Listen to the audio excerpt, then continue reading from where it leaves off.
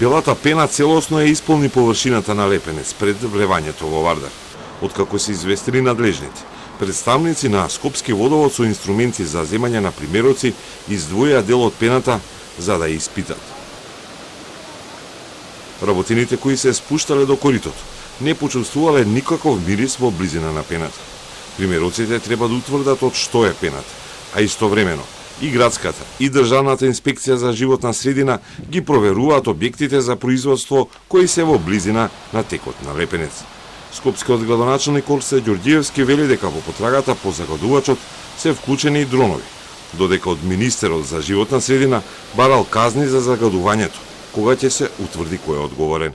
Обучени се лица и имаме лиценцирани дрон кој што најчесто го користиме за депонија и детектирање евентуални пожари и така натаму. Пуштени се дроновите од градот Скопје да помогнат околу утврдувањето на причинителот на таа работа. Апелирав и го пренесов и на министерот, но и во јавноста е да се утврди, за разлика од минатото, често пати се случувале вакви појави, но се некако се избегнувало да се најде сторителот. Јас апелирав и преку вашиот медиум апелирам да кој да биде сторителот веднаш се изречат највисоки казни, затоа што проблемот се повторува години наназад. Често пати сме сведоци како граѓани на градот Скопје на вакви слики, но сум убеден дека сега ќе има постапување и ќе има сериозни казни.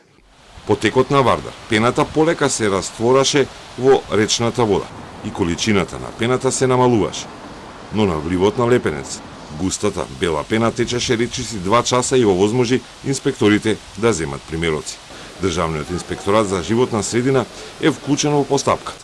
Најави дека лабораториските анализи треба да утврдат од што е пената и колку ги загадила речните води во главниот град. Нешто што почесто се случува преку реката Лепенец.